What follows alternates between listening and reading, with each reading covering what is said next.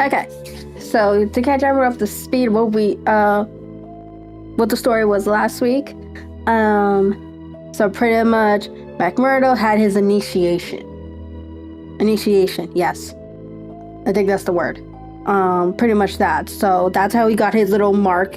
In the first part, he had a marking on his arm. We saw how he got that marking. When he got branded by it. We also met the new captain, Captain Marvin, who pretty much introducing himself, and he was also from Chicago, so, oh no.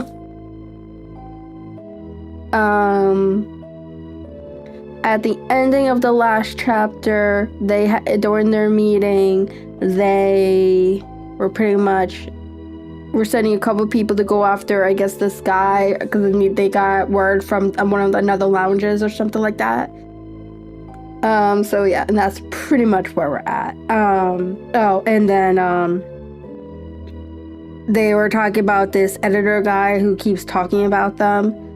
And so they had McMurdo and a couple other guys go after this person. McMurdo was the front. They weren't supposed to kill him, just to teach him, a lesson, whatever, like scare him a bit, but Teddy was 5 seconds away from killing him, so yeah.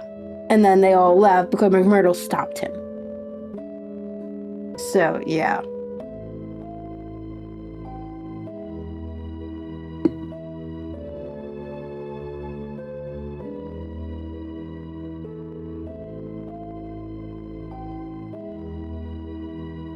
So now we're up to, what's this?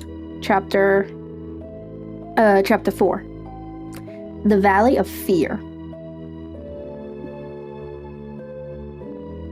When McMurdo awoke next morning, he had good reason to remember his initiation into the lounge. His head ached with the effect of the drink, and his arm, where he had been branded, was hot and swollen.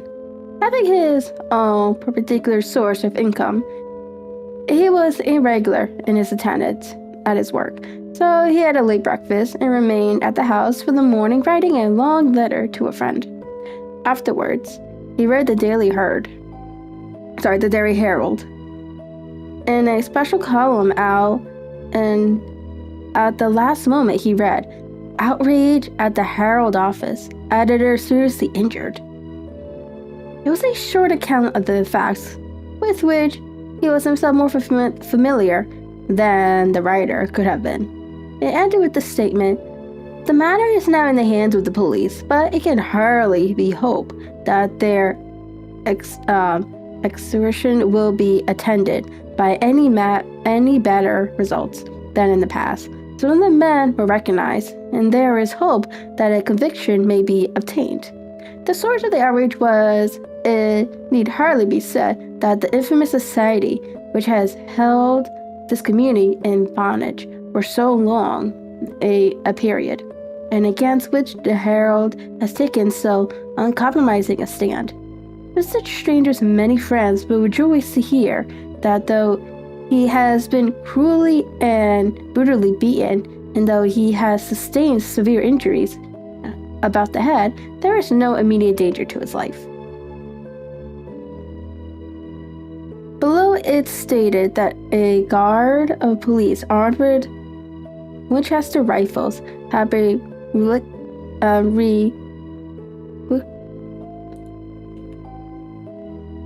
I know what it says, but I can't pronounce it. Requisition for the defense of the office. McMurdo had laid down the paper and was lighting his pipe with a hand which was shaky from the excesses of the previous evening, when there was a knock outside, and his landlady brought to him a note which had just been handed in by a lad. It was unsigned, and ran thus: "I should wish to speak to you, but would rather not do so in your house. You will find me beside the flagstaff upon Miller Hill. If you will come there now, I have something which it is important for you to hear and for me to say. McMurdo read the note twice with the utmost surprise, for he could not imagine what it meant or who was the author of it. Had it been in a feminine hand, he might have imagined that it was the beginning of one of those adventures which had been familiar enough in his past life. But it was the writing of a man, and of a well-educated one too. Finally, after some hesitation, he determined to see the matter through.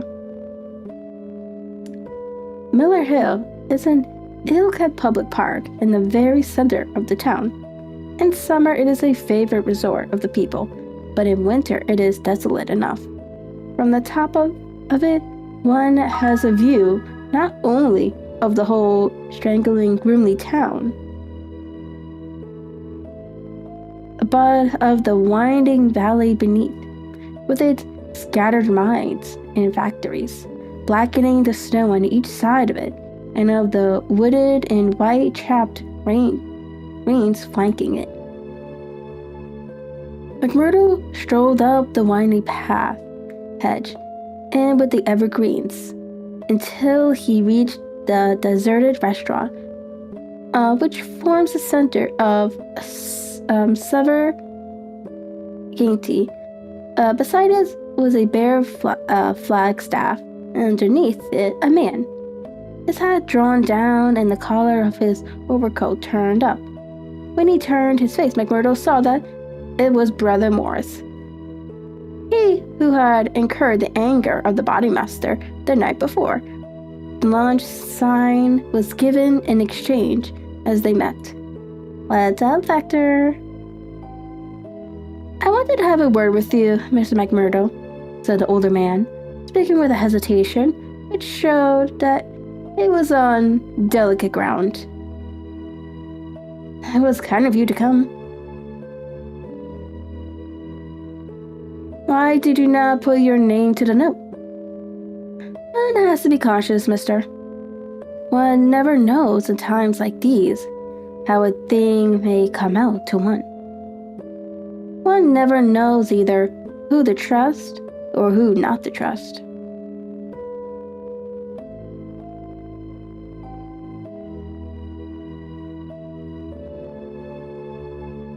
Surely one may trust brothers of the lounge." No, not always," cried Morris with vehemence. "Whatever we say, even what we think, seems to go back to that man McGiddy."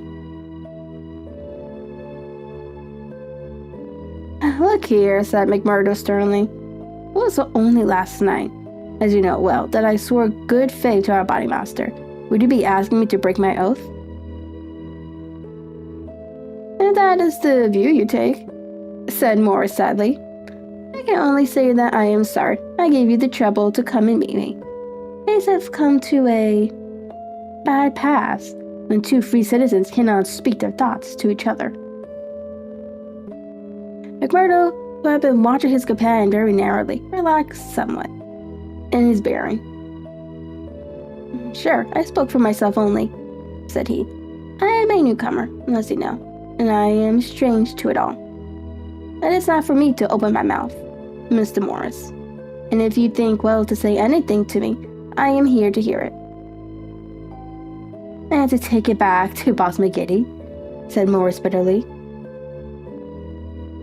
"Indeed, then you do me injustice there," cried McMurdo. "For myself, I am loyal to the lounge, and so I tell you straight, but I would be a poor creature if I were to repeat to any other what you might say to me in confidence. It will go no further than me, though. I warn you that you may get neither help nor sympathy." "I have given up looking for either, the one or the other," said Morris. "I may be putting my very life in your hands by what I say, but bad as you are, and it seemed to me last night that you were shaping to be as bad as the worst. Still, you are new to it, and your conscience cannot yet be as hardened as theirs. That was why I thought to speak with you."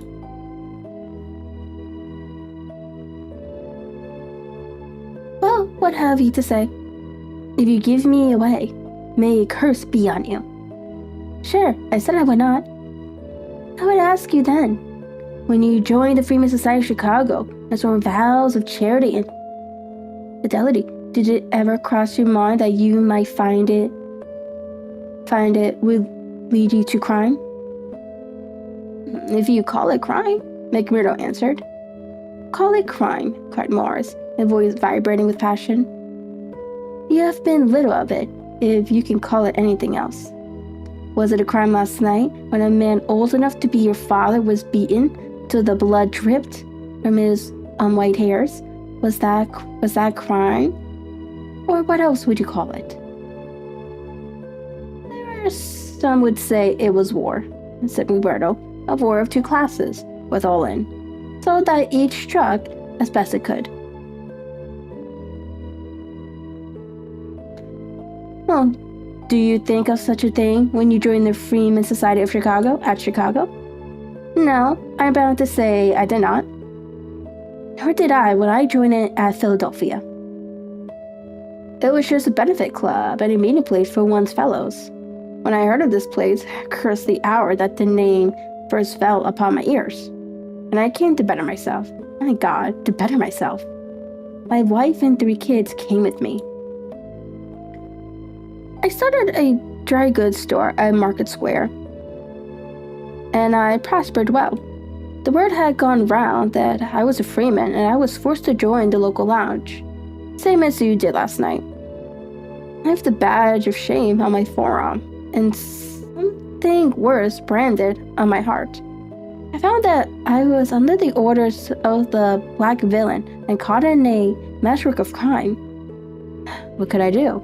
Every word I said to make things better was taken as treason, same as it was last night. I can't get away, for all I have in the world is in my store. If I leave the society, I know well that it means murder to me, and God knows what to my wife and children. Oh, man, it is awful, awful. He put his hands to his face, and his body shook with convulsive sobs. McMurdo shrugged his shoulders. You are too soft for the job, said he. You are the wrong sort for such work. I had a conscience and religion, but they made me a criminal among them. I was chosen for a job. If I backed down, I knew well what would come to me. Maybe I'm a coward. Maybe it's the thought of my poor little woman and the children that makes me one. Anyhow, I went. I guess it went well. It will haunt me forever. It was a lonely house 20 miles from here, over the ranch yonder. I was told off for the door, same as you were last night. They would not trust me with the job. The others went in. When they came out, their hands were crimson to the wrists. As we turned away, a child was screaming out of the house behind us. It was a boy of 5 who had seen his father murdered. I nearly fainted with the horror of it, and yet I had to keep a bold and smiling face. For well I knew that if I did not, it would be out of my house. That they would come next with their bloody hands, and it would be my little Fred that would be screaming for his father.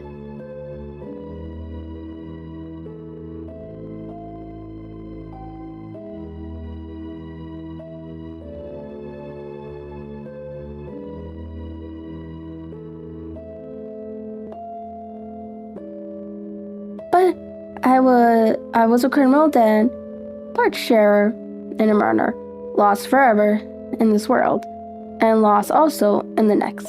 I am a good Catholic, but the priest would have no word with me when he heard I was a squire, and I am excommunicated from my faith. That's how it stands with me, and I see you going down the same road, and I ask you what the end is to be.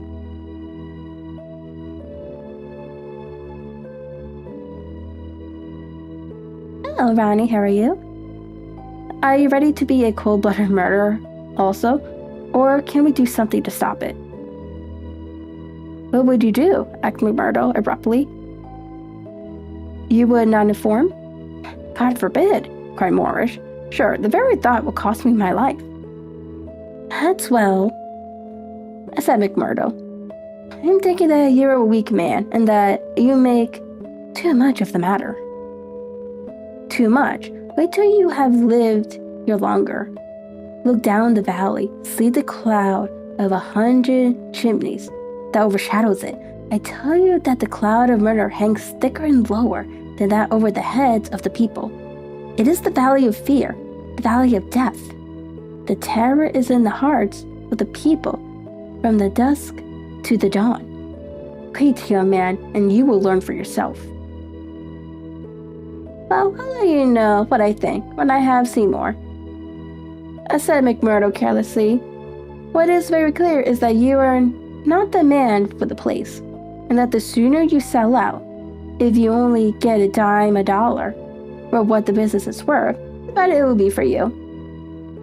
What you have said is safe with me, but by gar, if I thought you were an informer. No, cried Morris piteously. Oh, I'm nervous at that. I'll bear what you have set in mind, and maybe someday I'll come back to it. I expect you may kindly by speaking to me like this. No, I'll be getting home.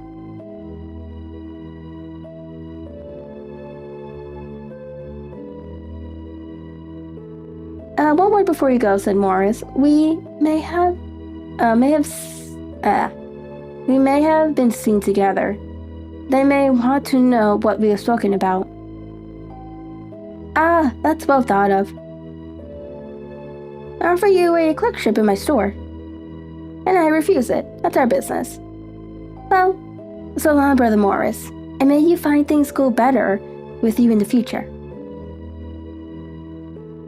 The same afternoon, as Murdo sat smoking lost in thought beside the stove of his sitting room, the door swung open, and his framework was filled with the huge figure of Boss McGiddy. He passed the sign, and then seating himself opposite to the young man, he looked at him steadily for some time. A look which was steadily returned. I'm not much of a visitor, Brother McMurdo, he said at last. I guess I am too busy with the folk that visit me. But I thought I'd scratch a point and drop down to see you in your own house. I'm proud to see you here, Counselor, McMurdo answered heartily, bringing his whiskey bottle out of the cupboard. It's an honor that I had not expected. How's the harm? Asked the boss. McMurdo made a weary face. Well, I'm not forgetting it, he said, but it's worth it. Yes, it's worth it, the other answered, to those that are loyal and go through with it, and are a help to the lounge. What were you speaking to Brother Morris about on Miller Hill this morning? The question came so sudden that it was well that he had his answer prepared.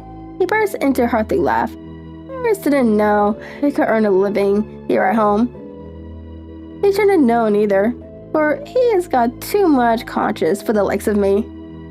But he's a good-hearted old chap. It was his idea that I was at a loose end, and that he would do me a good turn by offering me a clerkship in a dry goods store. Oh, that was it? Yeah, that was it.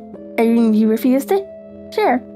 Don't I earn 10 times as much in my own bedroom with 4 hours work? That's so. But I wouldn't get about too much with Morris. Why not? Well, I guess because I tell you not. That's enough for most folk in these parts. It may be enough for most folk, but I ain't enough for me, Counselor, said McMurdo boldly. If you're a judge of a men, you know that. The spectacly giant glared at him, and his hairy paws closed for an instant round the glass, as though he would hurl it at the head of his companion. Then he laughed in his loud, boisterous, insincere fashion. very queer card for sure, said he. Well, everyone reason. I'll give them. Did Morris say nothing to you against the lounge? No. Nor against me? No. Oh, that's because he dare trust you. But in his heart, he is not a loyal brother. We know that well. So we watch him and we wait for the time to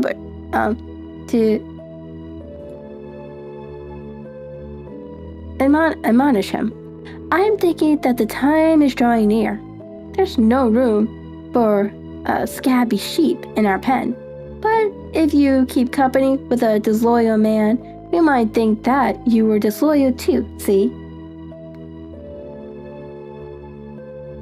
There's no chance of my keeping company with him, for I dislike the man, Myrtle answered.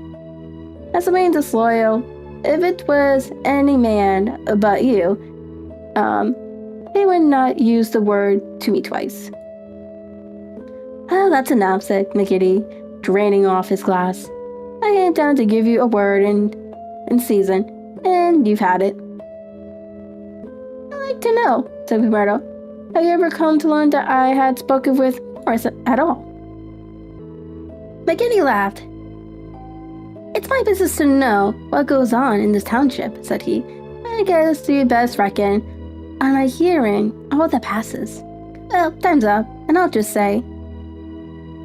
But his leave-taking was cut short in a very unexpected fashion. With a sudden crash, the door flew open, and 3 frowning, intent faces glared in at them from under the backs of police caps. Ooh, the police here. McMurdo sprung to his feet and half drew his revolver, but his arm stopped midway as he became conscious that 2 Winchester rifles were leveled at his head. A man in uniform advanced into the room, a 6-shooter in his hand. It was Captain Marvin, once of Chicago, and now of the Mine Constabulary. He shook his head with a half-smile at McMurdo. I thought you'd be getting into trouble, Mr. Crooked McMurdo of Chicago, said he. Can't you keep out of it, can you? Take your hat and come along with us. I guess you'll pay for this, Captain Marvin, said McGiddy. Who are you? I'd like to know to break into a house in this fashion. And I'm with honest, law-abiding men. You're standing out in this deal, Counselor McGiddy, said the police captain. We are not out after you, but after this man McMurdo. It is for you to help, not to hinder us in our duty. He is a friend of mine, and I'll answer for his conduct, said the boss. By all accounts, Mr. McGiddy, you may have to answer for your own conduct some of these days, the captain answered. This man McMurdo was a crook before ever he came here, and he's a crook still. Cover him, pistol man, while I disarm him.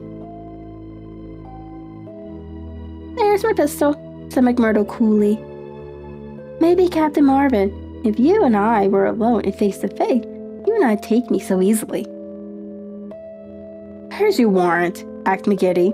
By gar, a man might as well live in Russia as in Vermissa, while folks like you are running the police.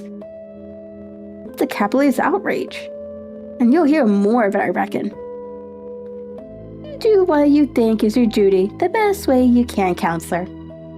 We'll look after ours. What am I accused of? Asked McMurdo. Being concerned in the beating of old editor Stanger at the Herald office. It wasn't your fault that it isn't a murder charge.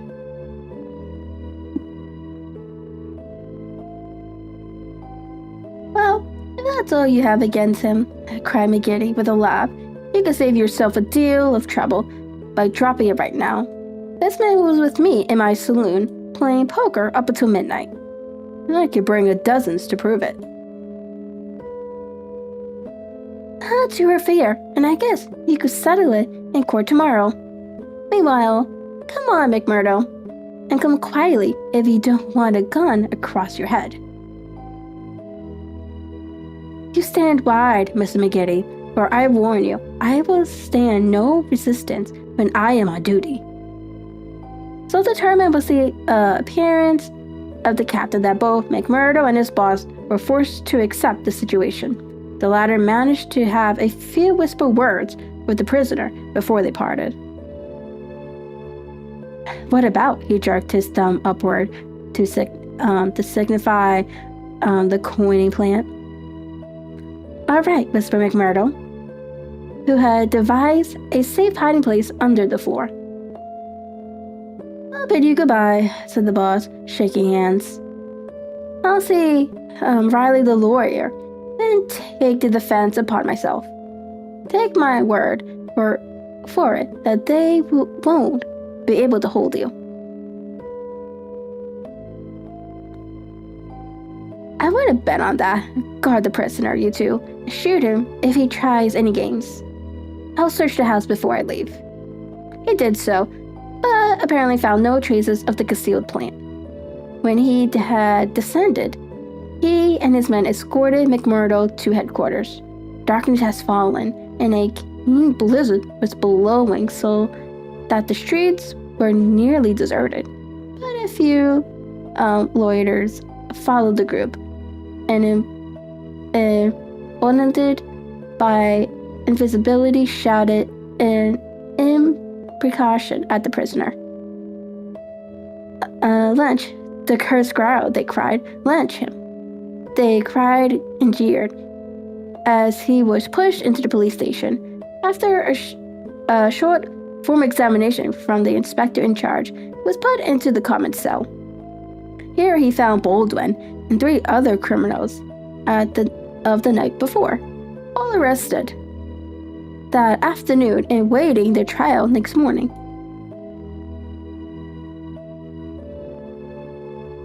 But even within this inner fortress of the law, the long arm of the freeman was able to extend. Late at night, there came a jailer with a straw bundle for their bedding, out of which he extracted 2 bottles of whiskey, some glasses, and a pack of cards. They spent a hilarious night without an anxious thought as to the ordeal of the morning, nor had they cause, as the result was to show.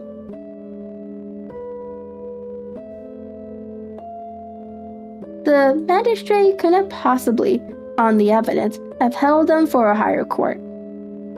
On the one hand, the confessor and their pressmen were forced to admit that the light was uncertain, that they were themselves much perturbed, and that it was difficult for them to swear to the identity of the assailants, although they believed that the accused were among them.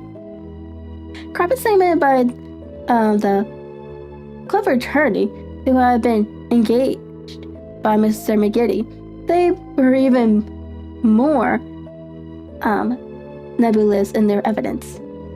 The injured man had already deposed that he was so taken by surprise by the suddenness of the attack that he could not state nothing beyond the fact that the first man who struck him wore a mustache. He added that he knew them to be squires, since no one else in the unit could possibly have any amenity to him, and he had long been threatened on account of his outspoken editorials. On the other hand, it was clearly shown by the united and unfaltering evidence of 6 civilians, including the high official, Counselor McGiddy, that the men had been at a card party at the Union House until an hour very much later than the commission of the outrage. Needless to say that they were discharged with something very near to an apology from the bench for the inconvenience to which they had been put, together with an implied censure of Captain Marvin and the police for their of their officialist zeal. The verdict was greeted with loud applause by a court in which McMurdo saw many familiar faces, brothers of the Loud, smiling and waving, but there were others who sat with compressed lips and brooding eyes as the man filed out of the dock. One of them, a little dark-bearded, resolute fellow, put the thoughts of himself and comrades into words as the ex-prisoners passed him. "You dear murderers," he said, "we'll fix you yet." Alright, so this is Chapter 5, The Darkest Hour. If anything had been needed to give an impetus to Jack McMurdo's popularity among his fellows, it would have been his arrest and acquittal. That a man on the very night of joining the Loud should have done something which brought him before the magistrate was a new record in the annals of the society. Already he had earned the reputation of a good boon companion, a cheery reveler, and the withal of a man of higher temper, who would not take an insult either from the old powerful boss himself. But in addition to this, he impressed his comrades with the idea that among them all there was not one whose brain was so ready to devise a bloodthirsty scheme, or whose hand would be more capable of carrying it out. "He'll be the boy for the clean job," said the old oldsters to one another, and waited their time until they could set him to his work. McGiddy had instruments enough already, but he recognized that this was a supremely able one. He felt like a man holding a fierce bloodhound in his leash. There were curves to do this smaller work, but someday he would slip his creature upon its prey. A few members of the Loud, Ted Baldwin among them, resented the rapid rise of the stranger and hated him for it, but they kept clear of him, for he was as ready to fight as to laugh. But if he gained favor with his fellows, there was another quarter, on which he had become even more vital to him, in which he lost it.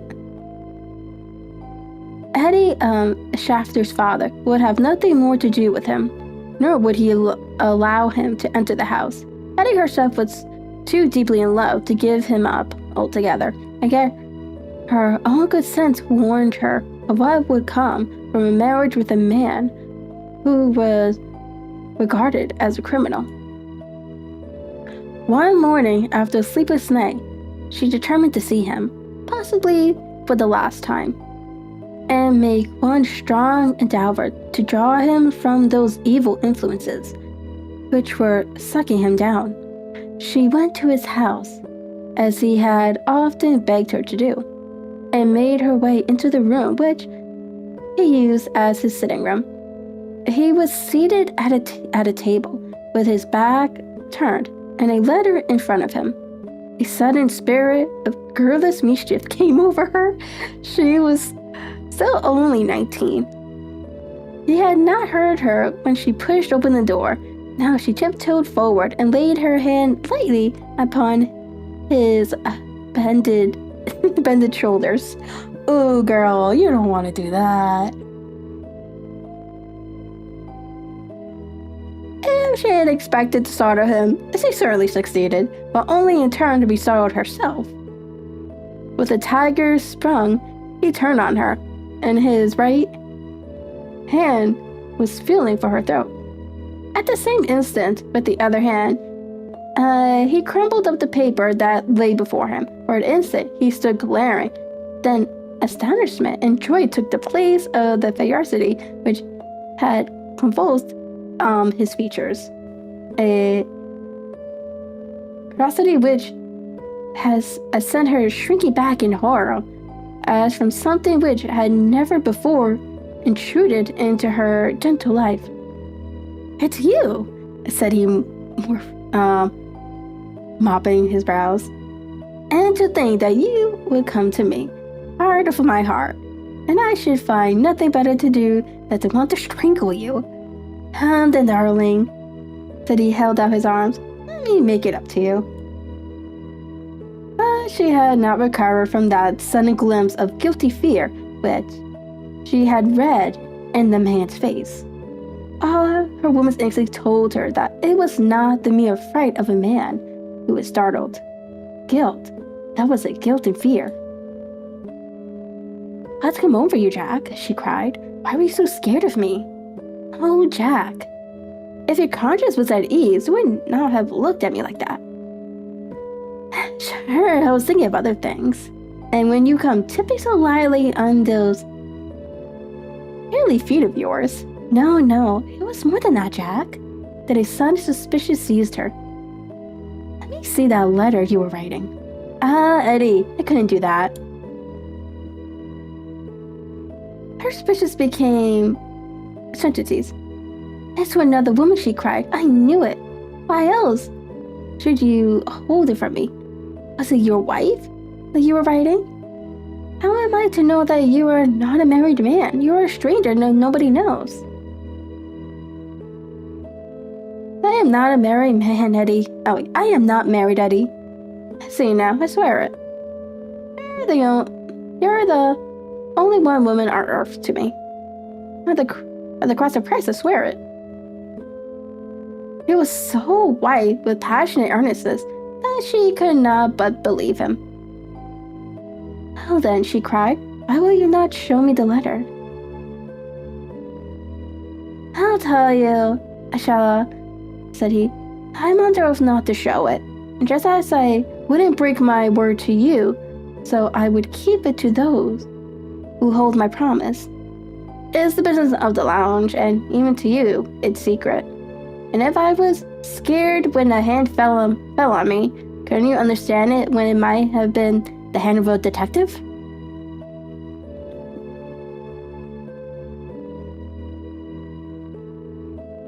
She felt that he was telling the truth.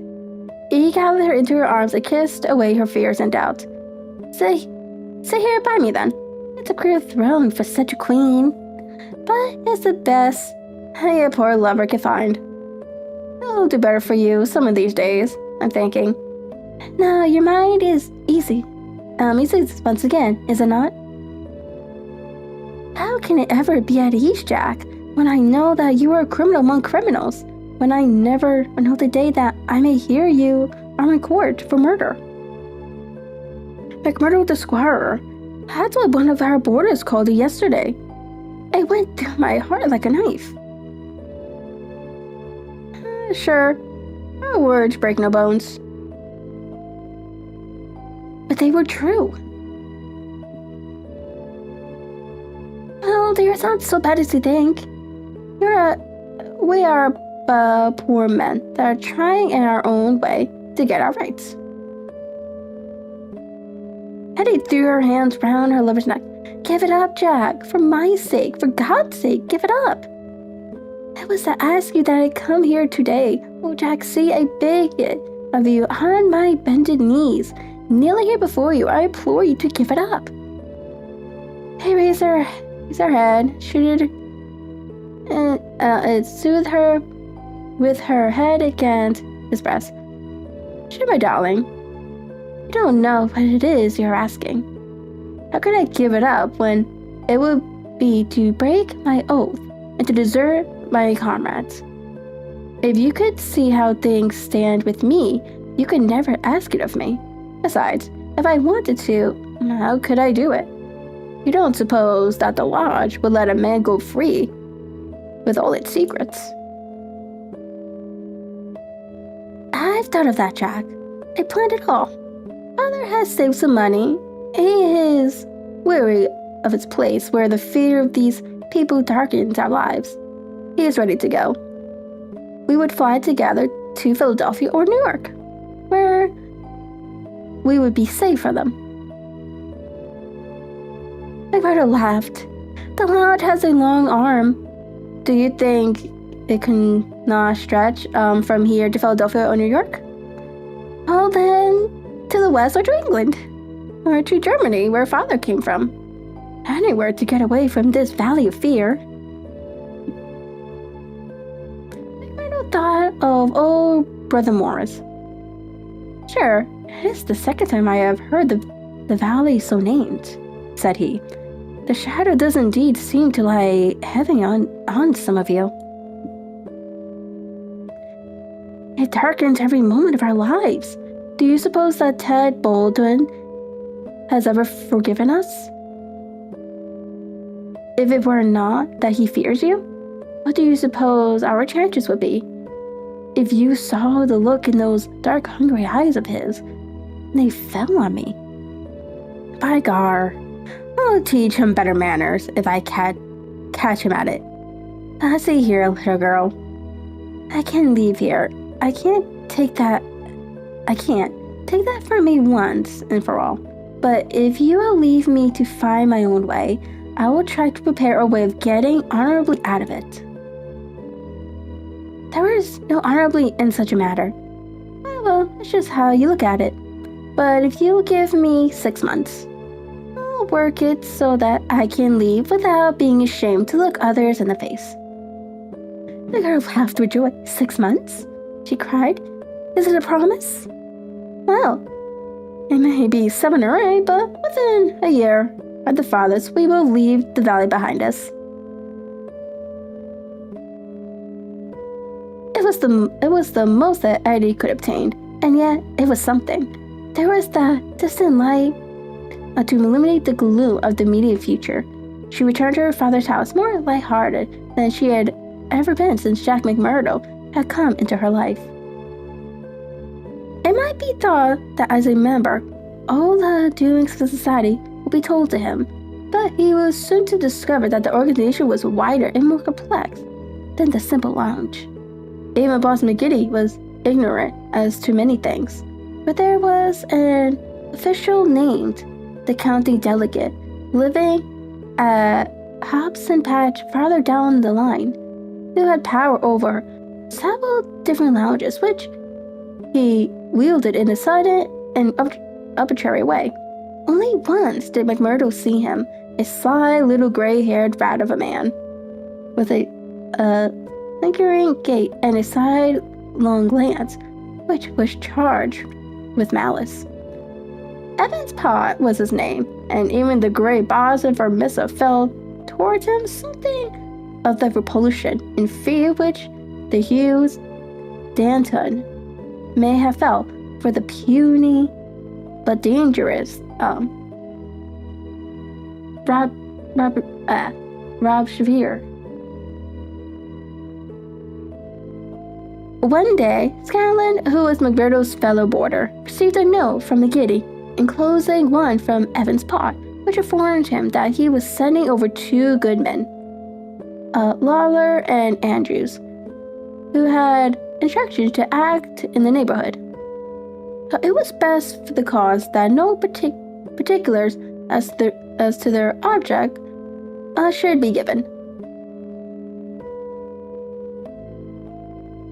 Would the bodymaster see to it that suitable arrangements be made for their loungings and comfort until the time for action should arrive?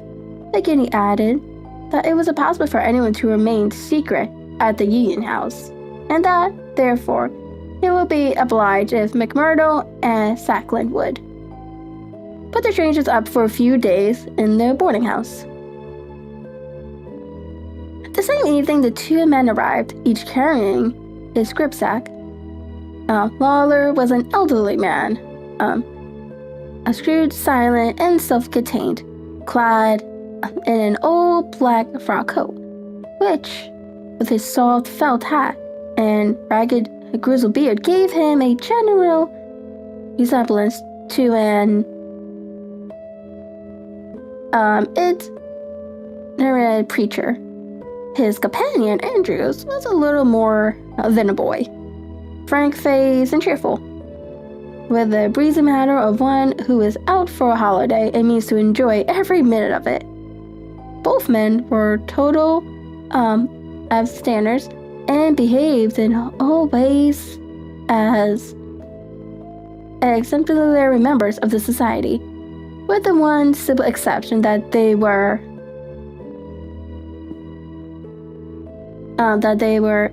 assassins who had often proved themselves to be the most capable instruments for their association of murder. Lawler had already carried out 14 commissions of the kind, and Andrews 3. They were, as McMurdo found, quite ready to converse about their deals in the past, which they recounted with the bashful pride of men who had done good and unselfish service for the community.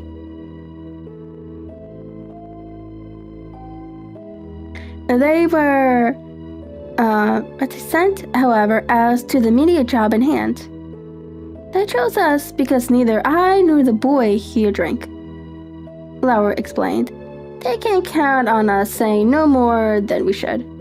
He must not take it amiss, but it is the orders of the county delegate that we obey. Sure, we're all in it together, said Scanlon, McDonald's maid, as the four sat together at supper.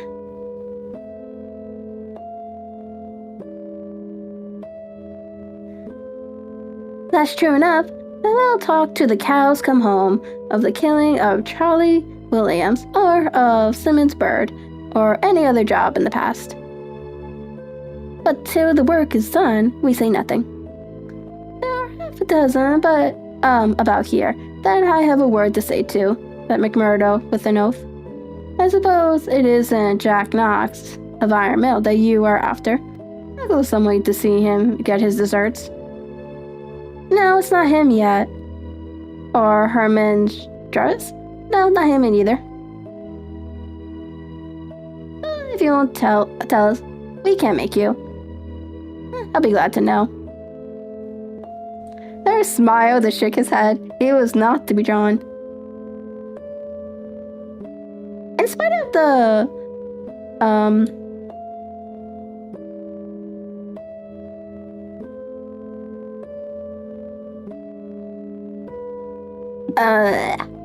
in spite of the reticence of their guests, Scanlon and McMurdo were quite determined to be present at what they called the fun.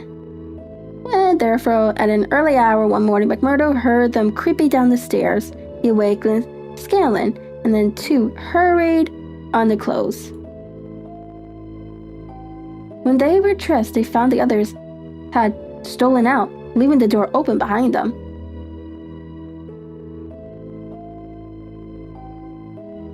It was not yet dawn, and by the light of the lamp, they could see the two men some distance down the street. They followed them wearily, treading noiselessly in the deep snow. The boarding house was near the edge of the town, and soon they were at the crossroads, which is beyond its boundary. Here, three men were waiting, with whom Mara and Andrews held a short and eager conversation. Then they all moved on together. It was clearly some notable job which needed numbers. At this point, there were several trails which led to various mines. The strangers took that which led to the Crow Hill, a huge business which was in strong hands, which had been able, thanks to their energetic and fearless New England manager.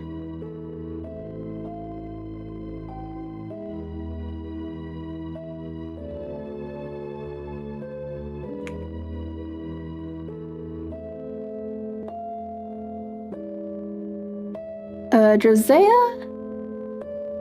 H. Dunn, to keep some order and discipline during the long reign of terror.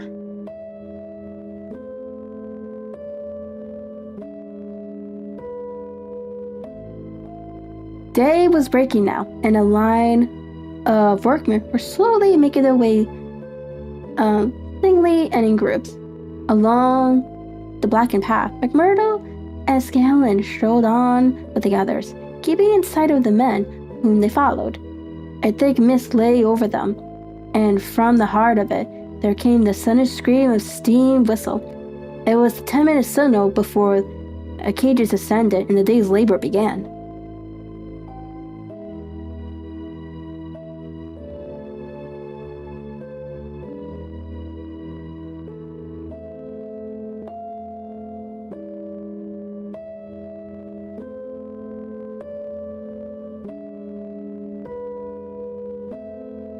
When they reached open space round the mine shaft, there were 100 miners waiting, stamping their feet and blowing on their fingers, for it was bitterly cold. The strangers stood in a little group under the shadow of the engine house. Scanlon and McMurdo climbed a heap of slag, from which the whole scene lay before them. They saw the mine engineer, a great bearded Scotchman named Menzies, came out of the engine house and blew his whistle for the cages to be lowered. At the same instant, a tall, loose-framed young man with a clear-shaven, earnest face advanced eagerly towards the pit head. As he came forward, his eyes fell upon the group, silent and motionless, under the engine house. The men had drawn down their hats and turned up their collars to screen their faces. For a moment, the presentiment of death laid its cold hands upon the manager's heart. At the next, he had shaken it off and saw only his duty towards instructive strangers. "Who are you?" he asked as he advanced. "What are you loitering there for?" There was no answer, but the lad introduced a step forward and shot him in the stomach. The 100 waiting miners stood as motionless and helpless as if they were paralyzed. The manager clapped his 2 hands to the wound and doubled himself up. Then he staggered away, but another one of the assassins fired and went down sideways, kicking and crawling among a heap of clinkers. Menzies, the Scottish man, gave a roar of rage at the sight and rushed with an iron spanner at the murderers, but was met by 2 balls in the face, which dropped him dead at the very feet.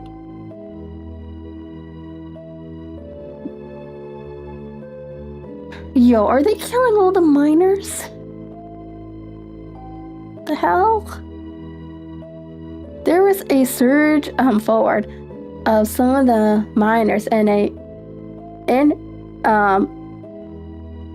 inarticulate cry of pity and of anger, but a couple of the strangers emptied their 6 shooters over the heads of the crowd, and they broke and scattered, some of them rushing wildly back to their homes in Vermissa.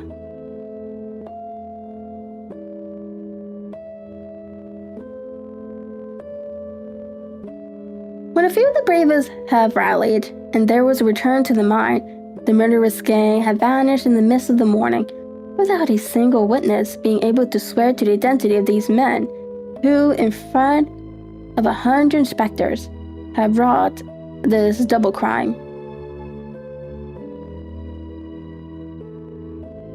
Scanlon and McMurdo made their way back, silently somewhat subdued, for it was the first murder job that he had seen with his own eyes, and it appeared less funny than he had been led to believe.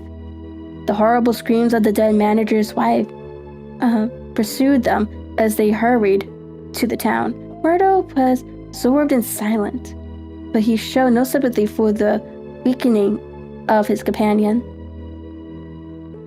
"Sure, it is like a war," he repeated. "What is it but a war between us and them? And we head back where we best can."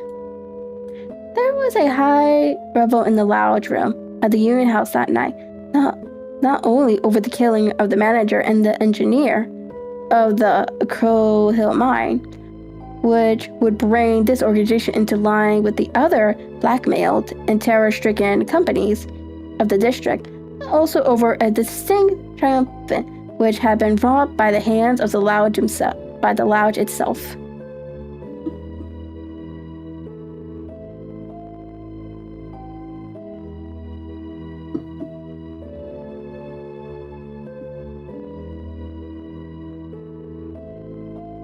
it appeared that when the county delegate had sent over 5 good men to strike a blow in Vermissa, he had demanded that in return, 3 Vermissa men should be secretly selected and sent across to kill William Hales of Stake Royal, one of the best known and most popular mine owners in the Gilmerton district, a man who was believed not to have an enemy in the world. For he was, in all ways, a model employer. He had insisted, however, upon efficiency in the work, and had therefore paid off certain drunken and idle employees who were members of the all-powerful society. Coffin notices hung outside his doors had now weakened his resolution, and so in a free, civilized country, he found himself condemned to death.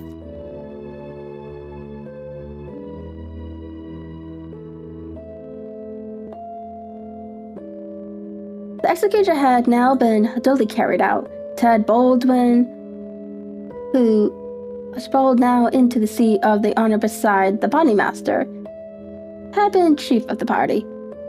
His flushed face and glazed bloodshot eyes told of sleeplessness and drink. He and his 2 comrades had spent the night before among the mountains. They were unkempt and weather-stained, but no heroes returning from a forlorn hope could have had a warmer welcome from their comrades. The story was told and retold amid cries of delight and shouts of laughter. They had waited for their men as he drove home at nightfall, taking their station at the top of a steep hill where his horse must be at a walk. He was so fur to keep out of the cold that he could not lay his hand on his pistol. They had pulled him out and shot him again and again. He had screamed for mercy. Screams were repeated for the amusement of the lounge. That's so fucked up. Let's hear again how he squealed, they cried.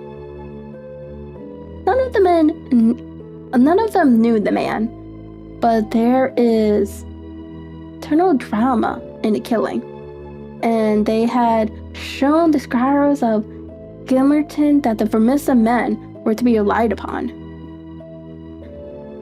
There had been one... What's this word?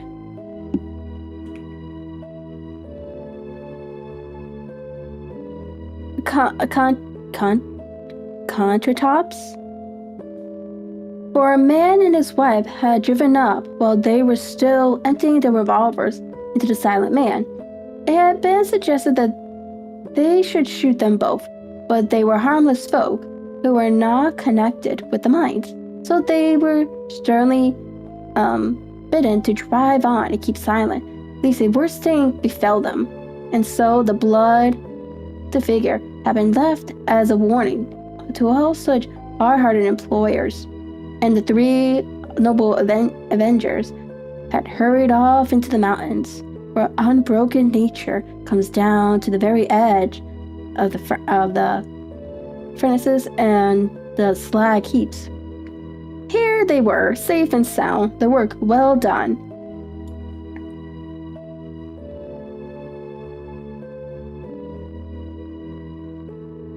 And plaudits of their companions in their ears.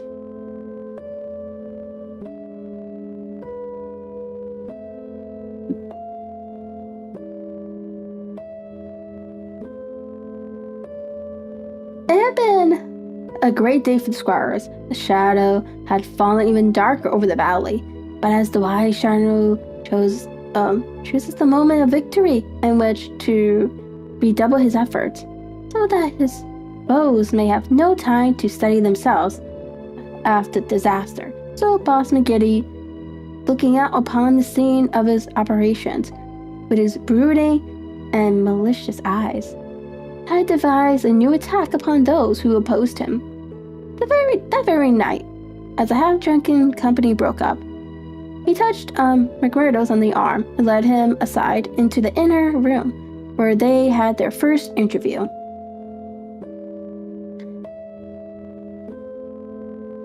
"See here, my lad," said he. "I've got a job that's worthy of you at last. You'll have the doing of it in your own hands." "Proud I am to hear it," McMurdo answered. "You can take 2 men with you, Manders and Riley. They have been warned for service.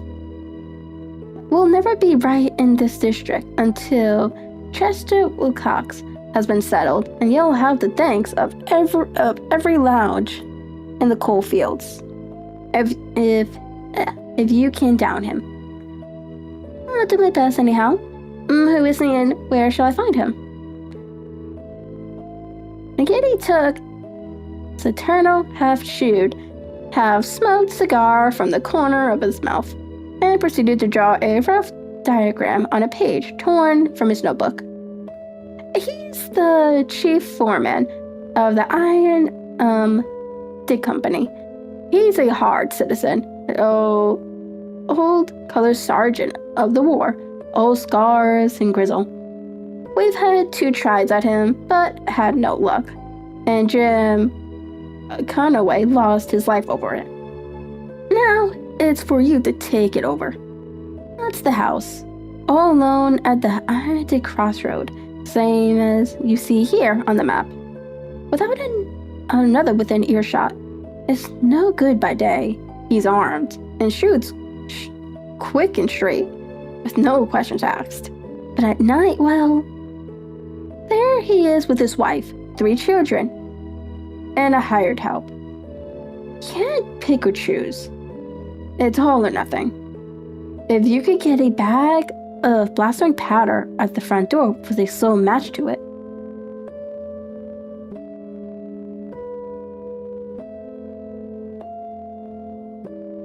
What's the man done?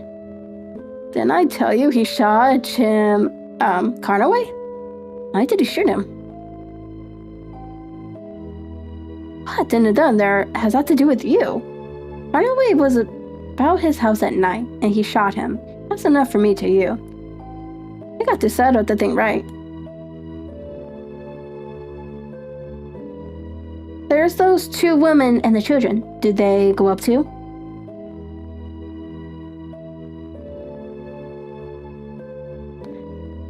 They have to, else how can we get him? Seems hard on them. They've done nothing.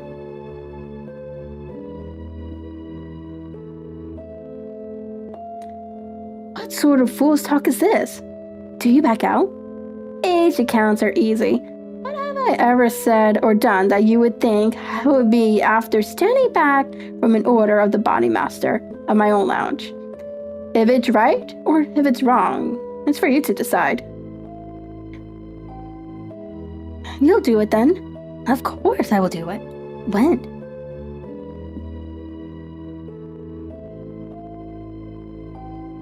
Well, you best give me a night or 2 that I may see the house and make my plans then.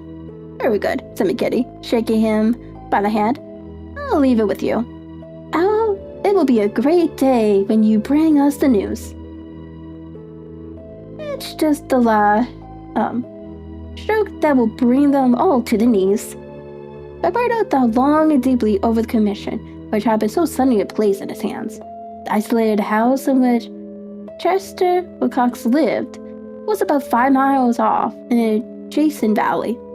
That very night, he started off all alone to prepare for the attempt. It was daylight before he returned from his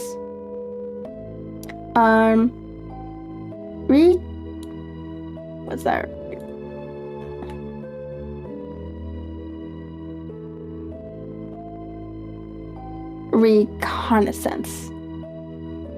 Next day, he interviewed his 2 subordinates, Manders and Riley, reckless youngsters who were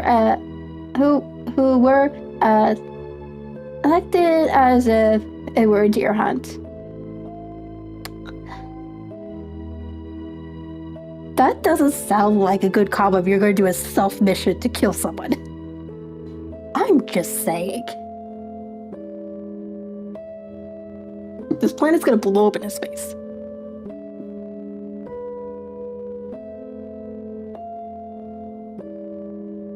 Two nights later, they met outside the town, all three armed, and one of them carrying a sack stuffed with the powder which was used in the quarries. It was 2 a.m. before they came to the lonely house. The night was a windy one, with broken clouds drifting swiftly across the face with a 3/4 moon. They had been warned to be on their guard against bloodhounds, so they moved towards cautiously, with their pistols cocked in their hands. But there was no sound save the howling of the wind, and no movement but the swaying branches above them. Colonel listened at the door of the lonely house, but all was still within. Then he leaned the powder bag against it, ripped a hole in it with his knife, and attached the fuse. When it was well lit, he and his two companions took to their heels and were some distance off, safe and snug in a sheltering ditch, before the shattering roar of the explosion, with the low, deep rumble of the collapsing building, told them that the work was done. No cleaner job had ever been carried out in the blood-stained annals of the society.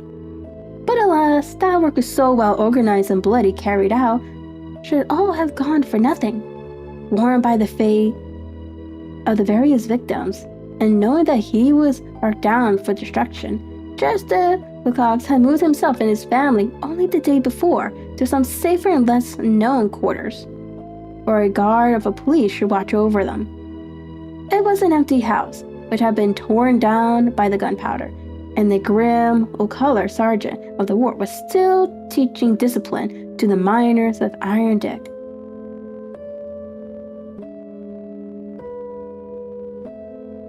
"Leave him to me," said McMurdo. He's my man, and I'll get him for sure if I have to wait a year for him."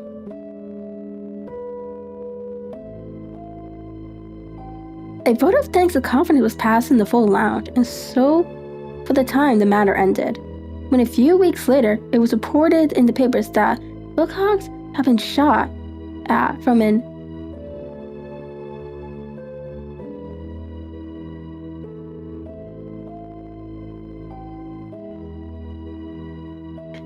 ambuscade. It was an open secret that McMurdo was still at work upon his unfinished job. Such were the methods of the Society of Freemen. Such were the deeds of the scholars by which they spread their rule of fear over the great and rich district, which was for so long a period haunted by their terrible presence. Why should these pages be stained by their crimes? Have I not said enough to show the men and their methods? These deeds are written in history, and there are records wherein one may read the details of them. There one may learn of the shooting of policemen Hunt and Evans, because they had ventured to arrest 2 members of society, a double outrage planned at the Vermissa Lounge, carried out in cold blood upon 2 helpless and disarmed men. There also one may read of the shooting of Miss Larrabee when she was nursing her husband, who had been beaten almost to death by orders of Boss McGiddy, the killing of the elder Jenkins, shortly followed by that of his brother. Jesus Christ. The deletion of James Murdoch, the blowing up of the Shaphouse family, and the murder of the Standells all followed hard upon one another in the same terrible winter.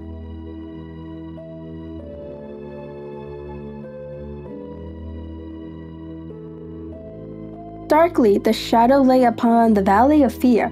The spring had come with running brooks and blossoming trees.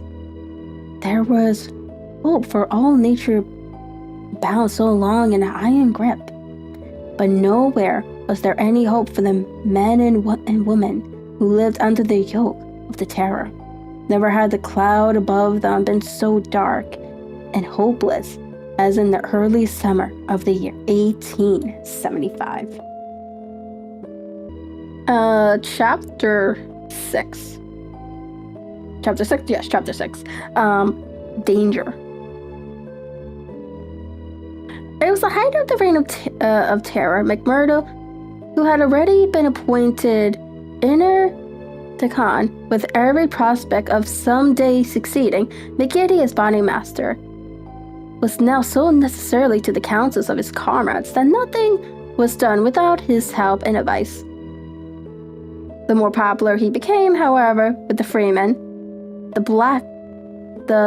blacker were the scowls which greeted him as he passed along the streets of Vermissa. In spite of their terror, the citizens were taking hard to band themselves together against their oppressors. Rumors had reached the lounge of secret gatherings in the Herald office and of disruption of firearms among the law-abiding people, but McGiddy and his men were undisturbed by such reports.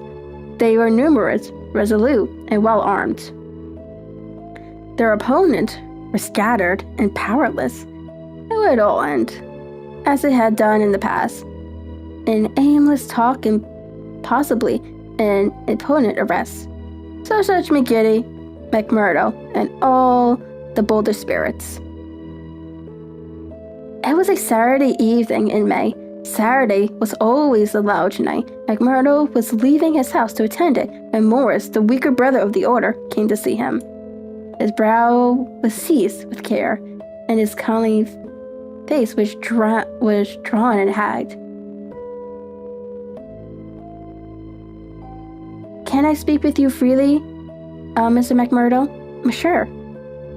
"I can't forget that I spoke my heart to you once, and that you kept it to yourself, even though the boss himself came to ask you about it." "What else could I do if you trusted me?" "Wasn't that I agreed with what you said." "I know that well. You are the one that I can speak to and be safe.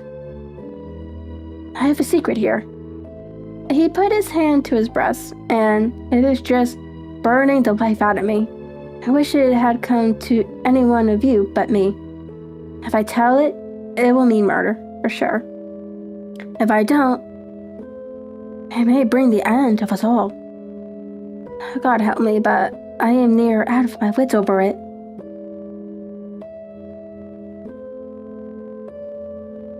McMurdo looked at the man earnestly. He was trembling in every limb. He poured some whiskey into a glass and handed it to him. "That's a sake for the likes of you," said he.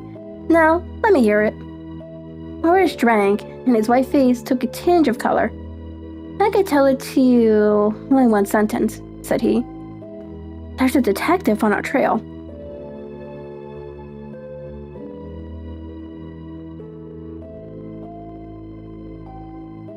McMurdo stared at him in astonishment. "Why, man, you crazy," he said. "Isn't the place full of police and detectives? And what harm do they ever do us?" No. It's no man of the district, as you say. I know them, and it's little that they can do, but you heard of Pinkertons? I've read of some folks of that name. Oh, you can take it from me. You've no show when they're on your trail. It's not a take it or miss it, a government concern.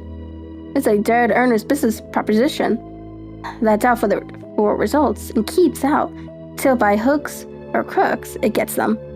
If a Pinkerton man is deep in this business, we're all destroyed.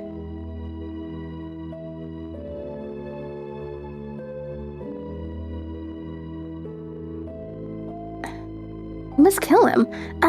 It's the first thought that comes to you. So it will be up at the lounge. Didn't I say to you that it would end in murder? Sure. What is murder? Is it common enough in these parts? It is indeed, but it's not for me to point out that the man that is so to be murdered. I never rest easy again, and yet it's our own necks that may be at stake.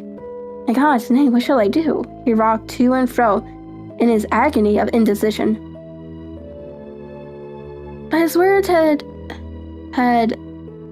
moved McMurdo deeply. It was easy to see that he shared the other's opinion as to the danger and the need for meeting it. He gripped Morris's shoulders and shook him in his earnest. "See here, man," he cried, and he almost screeched a word in his excitement. "You won't gain anything by sitting kneeling like a old wife at a wake. Let's have the facts. Who is the fellow? Where is he? Where did you hear of him? Why did you come to me?" "I came to you, for you are the one man that would advise me. I told you that I had a store in the East before I came here. I left good friends behind me, and one of them is in a telegraph service. Here's a letter that I had from yesterday. It's this part from the top of the page. You can read it yourself." This is what McMurdo read.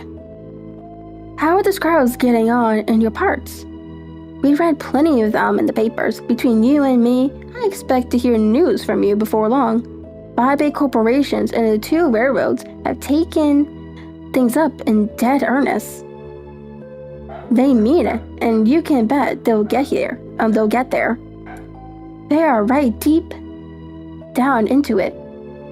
Pinkerton had taken hold under their orders, and his best man, Burley Edwards, is operating. The thing has got to be stopped right now. Now read the postscript. Of course, what I give you is what I learn in business, so it goes no further.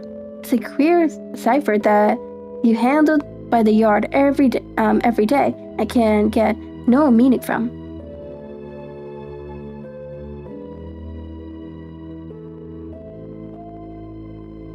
Eduardo sat in silence for some time, with the letter in his listless hands. The mist had lifted for a moment, and there was the list before him. "Does anyone else know of this?" he asked. "I have told no one else. But this man, your friend, has he any other person that he would be likely to write to?" "Well, I dare say he knows one or two more." "Of the lounge?" "It's likely enough."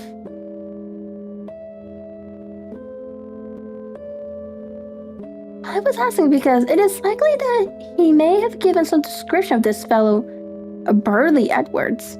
Then we could get on his trail." "Well, it's possible, but I should not think he knew him. He's just telling me the news that came to him by way of business. How would he know this Pinkerton man?"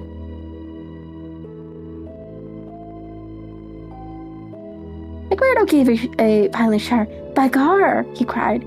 "We've got him. What a fool I was not to know it, Lord. We're in luck. We'll fix him before we can do any harm. See here, Morris.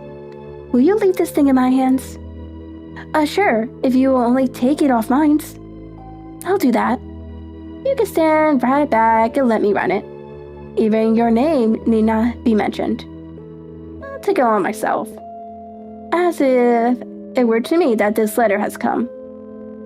Will that content you?" "That's just what I would ask."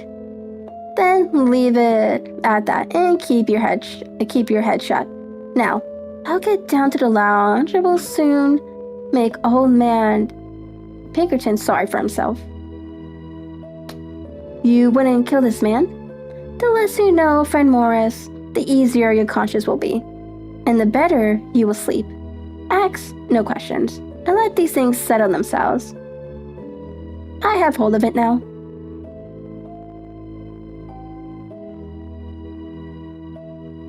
Morris shook his head sadly as he left. "I feel that his blood is on my hands," he groaned. "Self-protection is no murder, anyhow," said McMurdo, smiling grimly. It's him or us. I guess this man would destroy us. Oh, if we left him long in the valley. My brother Morris, we'll have to elect you bodymaster yet, but you surely saved the lounge." And yet, it was clear from his action that he thought more seriously of his new intrusion than his words would show. It may have been his guilty conscience. It may have been the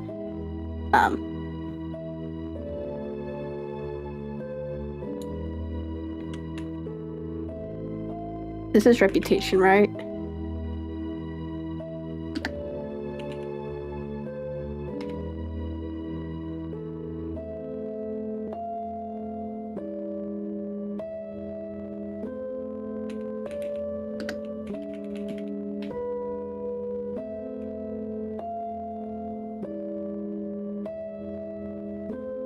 Okay, that is reputation. Okay. Reputation of the Pinkerton organization. It may have been the knowledge that the Great Witch Corporation had set themselves the task of cleaning out the scourers. But whatever his reason, his actions were those of a man who was preparing for the worst. Every paper which would incriminate him was destroyed before he left the house. After that, he gave a long sigh of satisfaction, for it seemed to him that he was safe, and yet the danger must still have pressed somewhat upon him. For on his way to the lounge, he stopped at old man Shafter's. The house was forbidden him.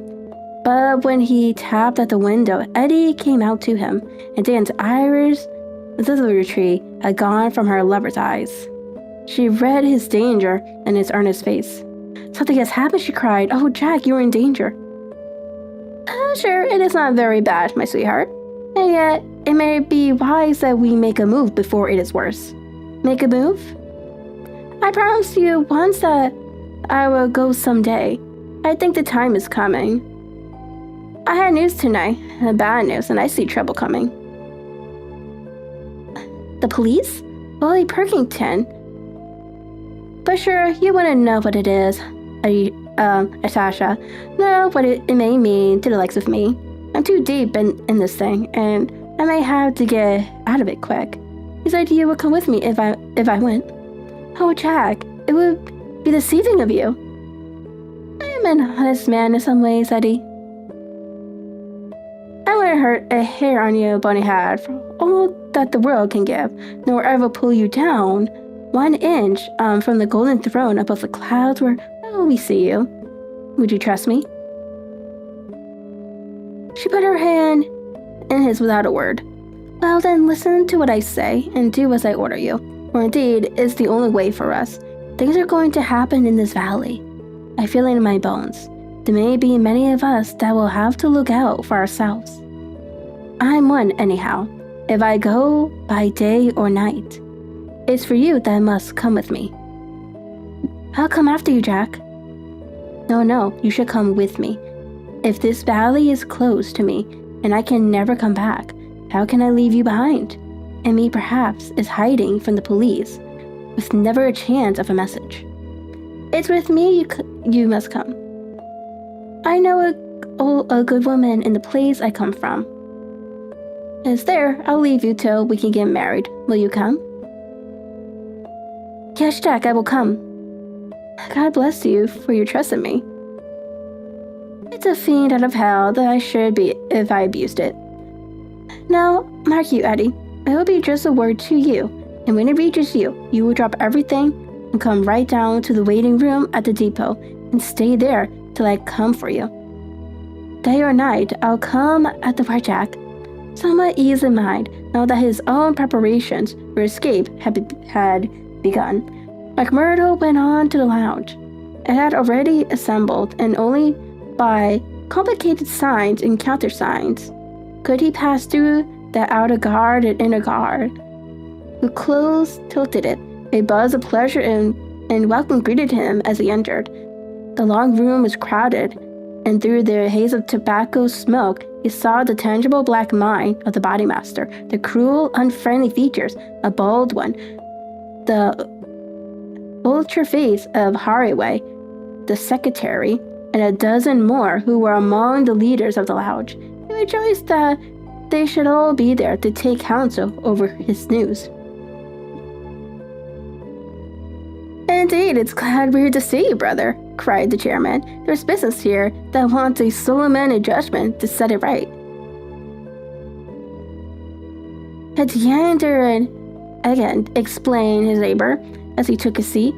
They both claimed the head money given by the lounge for the shooting of old man Crab over at Stylestown. And who's to say which fired the bullet. McMurdo rose in his place and raised his hand. The expression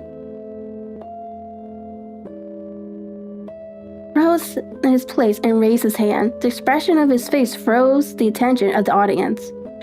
There was a dead hush of expectation. "I'm a body master," he said in his solemn voice. "I claim urgency." "Brother McMurdo claims urgency," said McGiddy. "As acclaimed by the rules of this lounge, stage precedence. Now, brother, we attend you."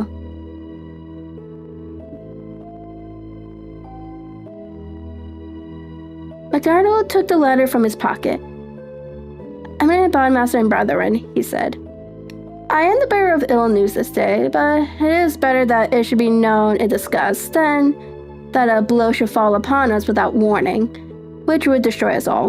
I have information that the most powerful and richest organization in this state have bound themselves together for our destruction, and at this very moment there is a particular detective, one Burley Edwards, at work in the valley collecting evidence that may put a rope around the necks of many of us. I sent every man in this room into a felon cell. That is the situation for this discussion on which I had a claim of urgency."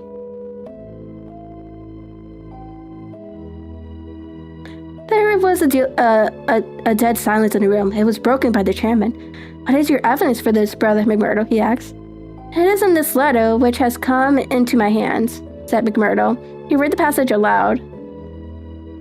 It is a matter of honor with me that I can give no further particulars about the letter, nor put it into your hands, but I assure you that there is nothing else in it which can affect the interest of the lounge."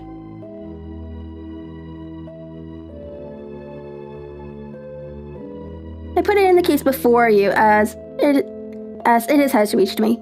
"Let me say, Mr. Chairman," said one of the older brethren, "that I have heard of Burley Edwards, and that he has the name of being the best man in the Perkington service."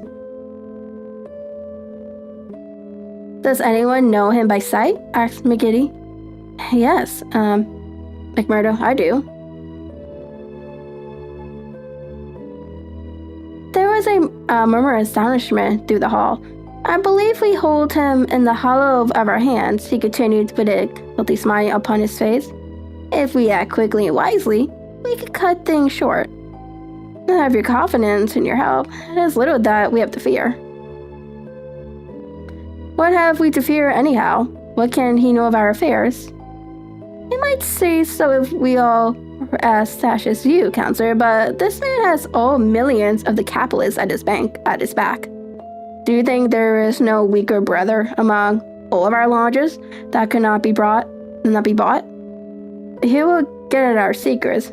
Maybe he has got them already. There's only one sure clue, and one sure cure." "That he never leaves the valley," said Baldwin.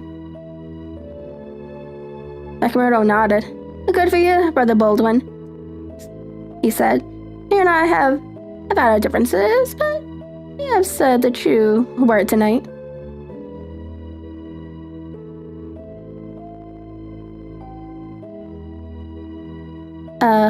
Where is he then? Where shall we know him?"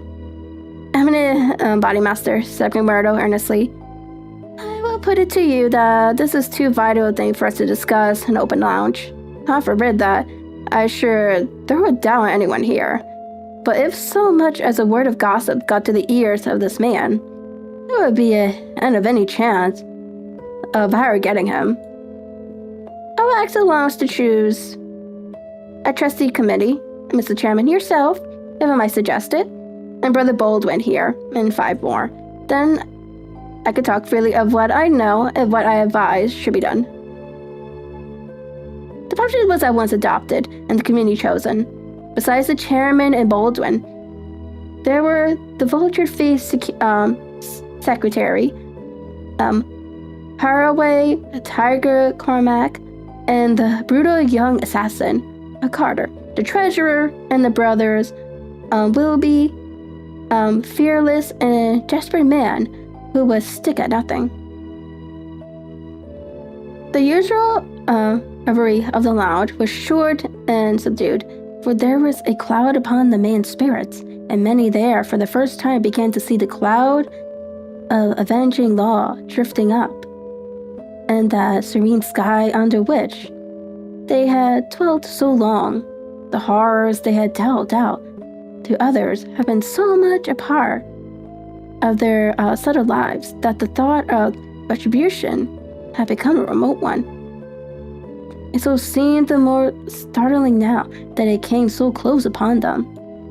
They broke up early and left the leaders to the council.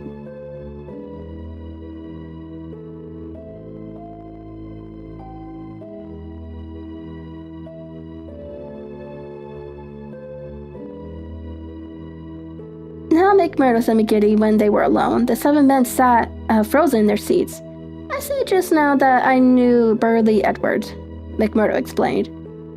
I need not tell you that he is not here under that name. He's a brave man, but not a crazy one. He passes under the name Steve Wilson, and he is lounging at Hopes and Patch. How do you know this? Because I fell into talk with him. I thought little of it at the time, nor would have given it a second thought. But for this letter... But now I'm sure it's the man. I met him on the cars when I went down the line on Wednesday. Hard case, if ever there was one. He said he was a reporter. I believed it for the moment. Wanted to know all he could about the Squires and what he called the outrage. For a New York paper, asked me every kind of question, so as to get something. You bet I was giving nothing away. I'd pay for it, and pay well, said he, if I could get some stuff that would suit my editor. I said what I thought would please him best, and he handed me a $20 bill for my information. There's 10 times that for you, said he, if you can buy me all that I want.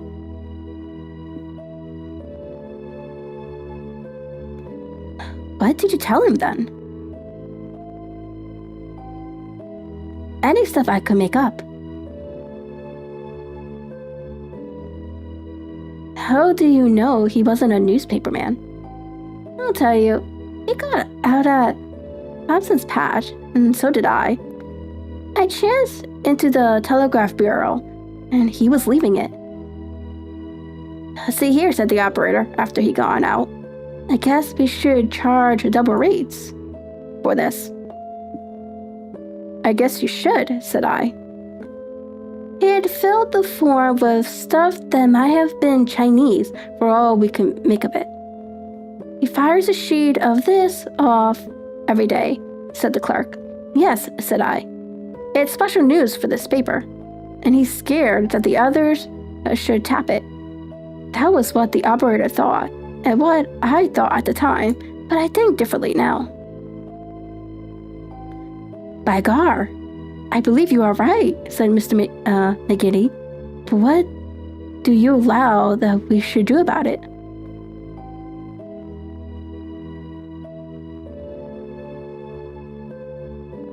Why not go right down now and fix him? Someone suggested. Aye, the sooner the better. I'd start this next minute if I knew where we could find him, said McMurdo. He said Hobson's Patch, but I don't know the house. I've got a plan, though, if you only take my advice. Well, what is it? I'll go to the patch tomorrow morning. I'll find him through the operator. He can locate him, I guess. Well, then, I'll tell him that I'm a freeman myself. Offer him all the secrets of the lounge for a price. You bet he'll tumble to it. I'll tell him the papers are at my house, and that it's as much as my life will be worth to let him come while folks were about. He'll see that's horse sense. Let him come at 10 o'clock at night, and he shall see everything. That will fetch him, sure. Sure, well, you can plan the rest for yourselves.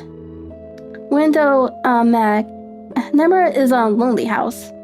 She's as true as steel, and as deaf as a post. There's only Scanlan and me in the house. If I get his promise, and I'll let you know if I do, I'd have the whole set of you come to me by 9 o'clock. We'll get him in, if ever he gets out alive. Well, he can't talk of Burley Edward's luck for the rest of his days. There's going to be a vacancy at Perkinston's, or I'm mistaken. Leave it at that, Roberto. At 9 tomorrow, we'll be with you. You once get the door shut behind him, and you can leave the rest with us. Okay. Chapter 7, The Trapping of Birdy Edwards. As McMurdo had said, the house in which he lived was a lonely one, and a very well suited for such a crime as they had planned. It was on the extreme fringe of the town and stood well back from the road.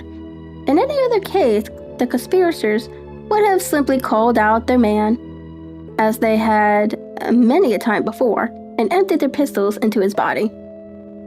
But in this instance, it was very necessary to find out how much he knew, how he knew it, and what had been passed on to his employers. It was possible that they were already too late, and that the work had been done. If that was indeed so, they could at least have the revenge upon the man who had done it. Okay. It was possible that they were already too late, and that the work had been done. If that was indeed so, they could at least have the revenge upon the man who had done it. But they were hopeful that nothing of great importance had yet come to the detective's knowledge, as otherwise, they argued, he could not have troubled to write down and forward such trivial information as McMurdo claimed to have given him. However, all this they would learn from his own lips. Once in their power, they will find a way to make him speak. It was not the first time that they had handled an unwilling witness. Roberto went to Hosson's Patch as agreed. The police seemed to take particular interest in him that morning, and Captain Mervyn, he who had claimed the old acquaintance with him at Chicago, actually addressed him as he waited at the station. McMurdo turned away and refused to speak with him. He was back from his mission in the afternoon and saw McGiddy at the Union House. He is coming, he said. Good, said McGiddy. The giant was in his shirt sleeves, with chains and seals gleaming. Athwart, his ample waistcoat and a diamond twinkling through the fringe of his bristling beard. Drinks and pocket had made the boss a very rich, as well as powerful man. The more terrible, therefore, seemed that glimpse of the prison of the gallows, which had risen before him the night before.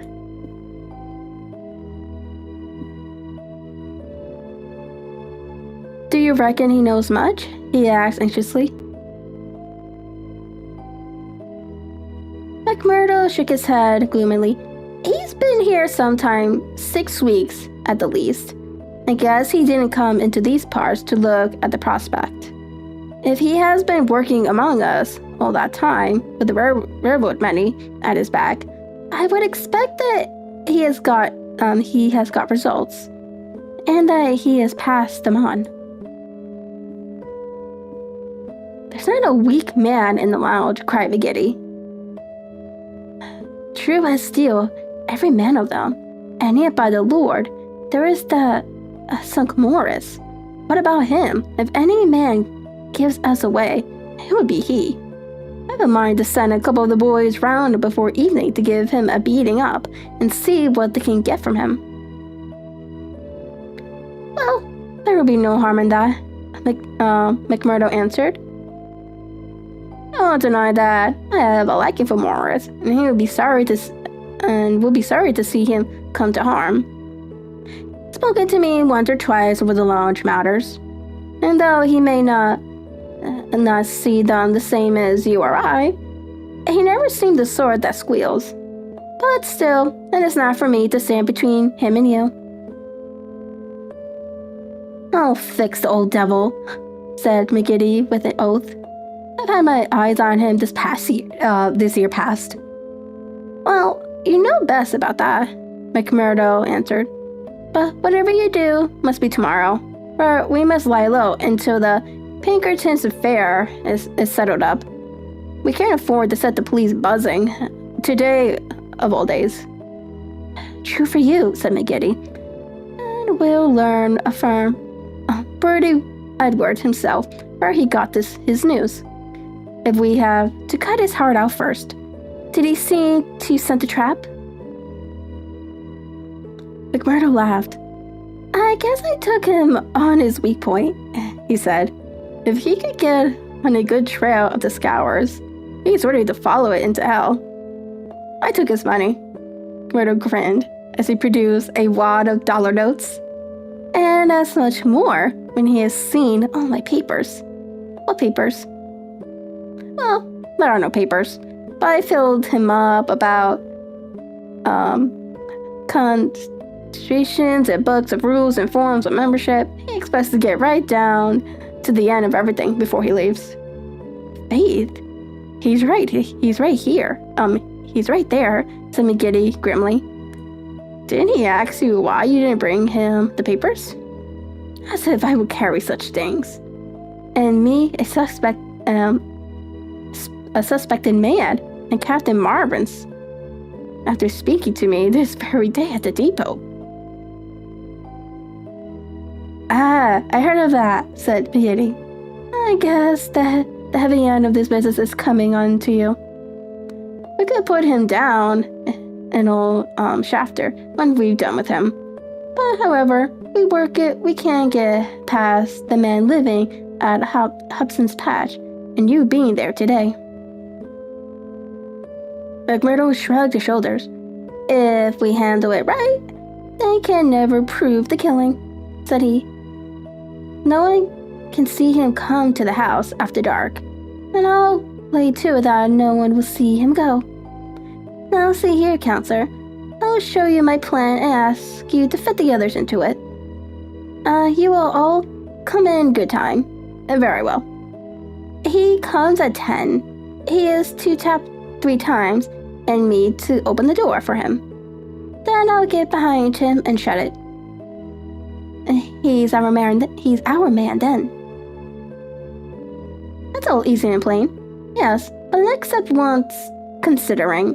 He's a hard proposition. He's heavily armed. I fooled him proper, and yet he is likely to be on his guard. Suppose I show him right into a room with 7 men in it, where he expected to find me alone. There's going to be shooting, and somebody is going to be hurt." "That's so. And the noise is going to bring every damn copper and township on top of it." "I guess you are right. This is how I should work it. He will be in the big room, same as you saw when you had a chat with me. I'll open the door for him, show him into the parlor beside the door, and leave him there while I get the papers.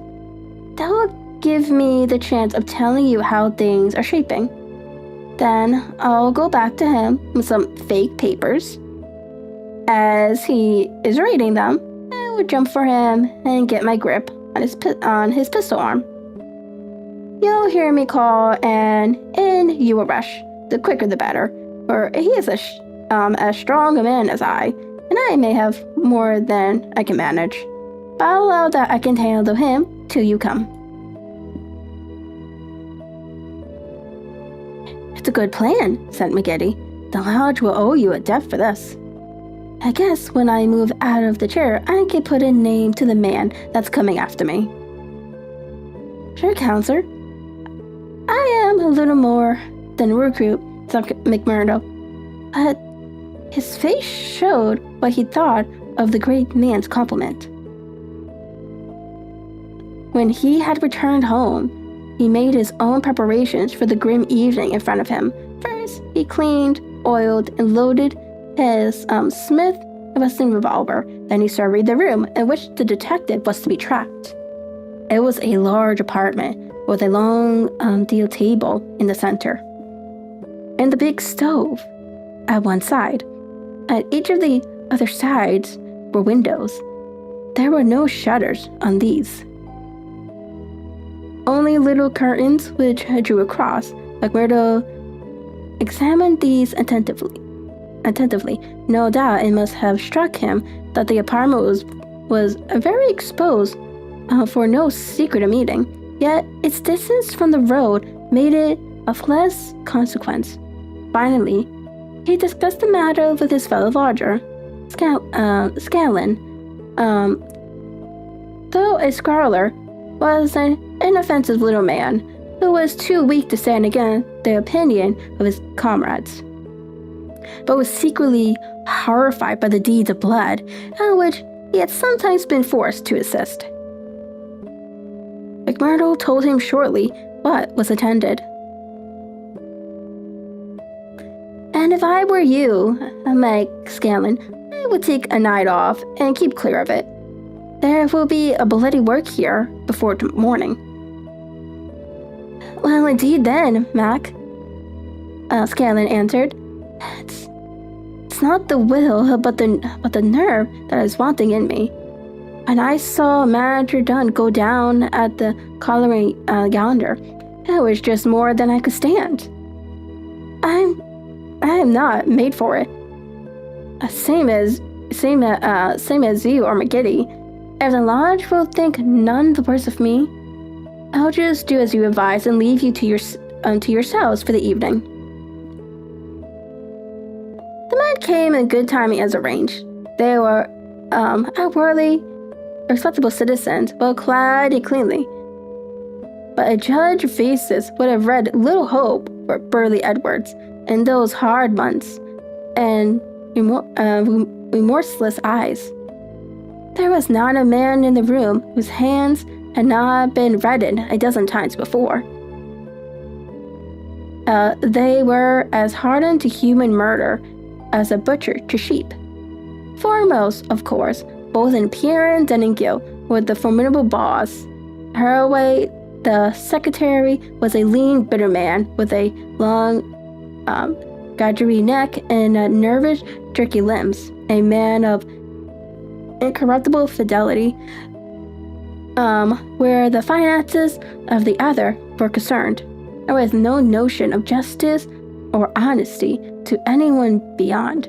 The treasurer, Carter, was a middle-aged man with an impassive, rather sulky expression and a yellow parchment skin.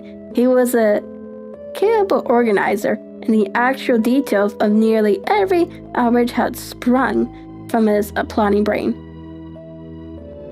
The two Willoughbys were men of action, tall, with the young fellows with determined faces, while their companion, Tiger Ramak, a heavy, dark youth, was feared even by his own comrades for the veracity of his position. These were the men who assembled that night under the roof of McMurdo for the killing of the Pinkerton detective. Their host had placed whiskey upon the table, and they had hastened to prime themselves for the work before them. Baldwin and Cormac were already half drunk, and the liquor had brought out all their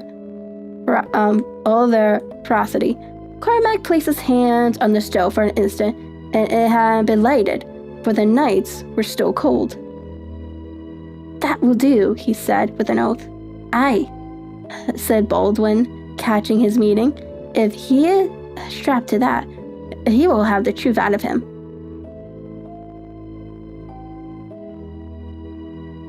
Good morning, Amaranth, how are you?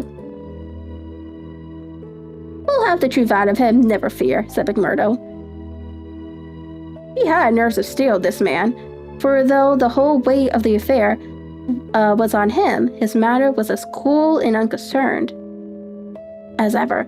The others marked it and applauded. You are the one to handle him, said the boss approvingly. Not a warning. Will he get to your hand is on his throat. It's a pity there are no shutters to your windows. Murdo went from one to the other and drew the curtains tighter. Sure, no one can spy upon us now. It's close upon the hour. Maybe he won't come. Maybe he'll get a sniff of danger, said the secretary. He'll come, never fear, McMurdo answered. He is as eager to come as you can be to see him. Hark to that. The pale sapphire wax figures, some with the glasses, are rested halfway to the lips. 3 loud knocks have sounded at the door. Hush, McMurdo raised his hand in caution. The explosion glanced around the circle, and hands were laid upon hidden weapons. Not a sound for your life, McMurdo whispered, as he went from the room, closing the door carefully behind him. With strained ears, the murderers waited. They counted the steps of their comrade down the passage. Then they heard him open the outer door. There were a few words of greetings. Then they were aware of a strange step inside and of an unfamiliar voice. An instant later came the slam of the door and the turning of the key in the lock. They prayed was safe within the trap.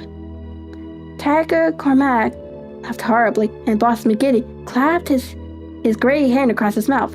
Be quiet, you fool! You'll be the undoing of us all yet. There was a murder conversation from the next room. It seemed interminable. Then the door opened and McMurdo appeared, his finger upon his lips. He came to the end of the table and looked round at them. A subtle change had come over him. His manner was of one who has great work to do. His face had set into granite firmness. His eyes shone with a fierce excitement behind his spectacles.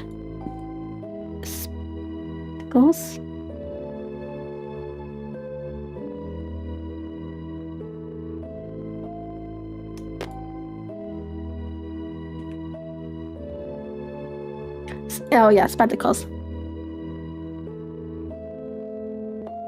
He had become a visible leader of men. They stared at him with eager interest, but he said nothing. Still with the same singular gaze, he looked from man to man. Well? Cried Boss McGiddy at last. Is he here? Is Birdy Edwards here?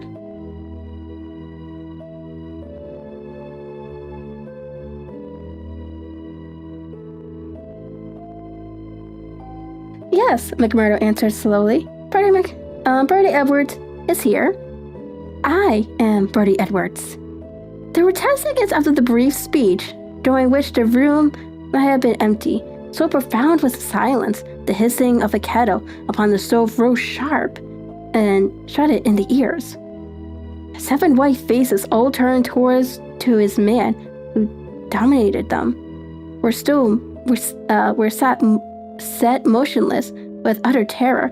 Then, with a sudden shivering of glasses, a bristle of glistening rifles broken through each window, where the curtains were torn from their hangings.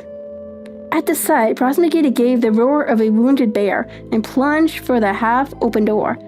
A loving revolver met him there, with the stern blue eyes of Captain Marvin of the Mine Police gleaming behind the sights. The boss recoiled and fell back into his chair. You're safer, there, counter, said the man whom they had known as McMurdo. And you, Baldwin, if you don't take your hand off the pistol, you'll cheat the hangman yet. Pull it out, or by the Lord that made me. There, that will do. There are 40 armed men around this house, and you can figure it out for yourself what chance you have. Take their pistols, Marvin. There was no possible resistance under the menace of those rifles. The men were disarmed, sulky, sheepish, and amazed that still sat round the table. I'd like to say a word to you before we separate, said the man who had trapped them. I guess we may not meet again until you see me on the stand in the courtroom. In the courthouse. I'll give you something to think over between now and then. You know me now for what I am. At last, I can put my cards on the table. I am Birdy Edwards, Perkinstons. I was chosen to break up your gang. I had a hard and dangerous game to play. Not a soul. Not one soul. Not my nearest and dearest knew that I was playing it. Only Captain Marvin here and my employers knew that. But it's over tonight, thank God, and I am the winner. The 7 pale, wicked faces looked up at him. There was unappeasable hatred in their eyes. He read the relentless threat. Maybe you think that the game is not over yet. Well, I take my chance of that. Anyhow, some of you will take no further hand, and there are 60 more besides yourself that will see a jail this night. I'll tell you this, that when I was put upon this job, I never believed there was such a society as yours. I thought it was paper talk, and that I would prove it so. They told me it was to do with the freemen, so I went to Chicago. It was made one. When I was sure then ever that it was just paper talk, for I found no harm in society, but a deal of good. Till I had to carry out my job, and I came to the coal valleys. When I reached this place, I learned that I was wrong, and that it wasn't a dime novel after all. So I stayed to look after it. I never killed a man in Chicago. I never minted $1 in my life. Those I gave you were as good as any others, but I never spent money better. But I knew the way into your good wishes, and so I pretended to you that the law was after me. It's all worked just as I thought. So I joined your infernal lounge and took my share in your council. Maybe they will say that I was as bad as you. They can say what they like, as long as I get you. But it's the truth. The night I joined, you beat up Almond Stanger. I could not warn him, for there was no time. But I held your hand, Baldwin, when you would have killed him. If ever I have suggested things so as to keep my place among you, they were things which I knew I could prevent. I could not save Dung and Menzies, for I did not know enough. But I will see that their murderers are hanged. I gave Chester Wilcox warning, so that when I blew his house in, he and his folk were in hiding. There was many a crime that I could not stop. But if you look back and think how often your man came home the other road, or was down in town when you went for him, or stayed indoors when you thought he would come out, you'll see my work. You blasted traitor, hissed McGiddy through his closed teeth. John McGiddy, you may call me that if it eases your smarts. You and your legs have been the enemy of God. and man in these parts. And it took a man to get between you and the poor devils of men and women that you held under your grip. There was just one way of doing it, and I did it. You call me a traitor, but I guess there's many a thousand will call me a deliverer that went down into hell to save them. I've had 3 months of it. I want to have 3 such months again, and they let me loose in the treasury of Washington for it. I had to stay till I had it all. Every man and every secret right here in this hand. I have waited a little longer if it hadn't come to my knowledge that my secret was coming out. A letter had come into town that would have set you wise to it all. Then I had to act quickly. I have nothing more to say to you except that when my time comes, I'll die the easier when I think of the work I have done in this valley. Now, Marvin, I'll keep you no more. Take the men and get it over. There is a little more to tell. Carolyn had been given a sealed note to be left at the address of Miss Eddie Shafter, a mission which he had accepted with a wink and a knowing smile. In the early hours of the morning, a beautiful woman and a much muffled man boarded a special train which had been sent by the railroad company and made a swift, unbroken journey out the lane of danger. It was the last time that ever either Eddie or her lover set foot in the Valley of Fear. 10 days later, they were married in Chicago with old Jacob Shafter as witness of the wedding. The trial of the Scourers was held far from the place where their adherents might have terrified the guardians of the law. In vain they struggled. In vain the money of the lounge, money squeezed by blackmail out of the whole countryside, was spent like water in the attempt to save them. That cold, clear, unimpassioned statement from one who knew every detail of the lives, their organization, and the crimes was unshaken by all the wiles of their defenders. At last, after so many years, they were broken and scattered. The cloud was lifted forever from the valley. McKinney met his fate upon the scaffold, cringing and whining when the last hour came. 8 of his chief followers shared his fate. 50-odd had various degrees of imprisonment. The work of Birdy Edward was complete. And yet, as he had guessed, the game was not over yet. There was another hand to be played, and yet another and another. Ted Baldwin, for one, had escaped the scaffold. So had the Willoughbys, so had several others of the fiercest spirits of the gang.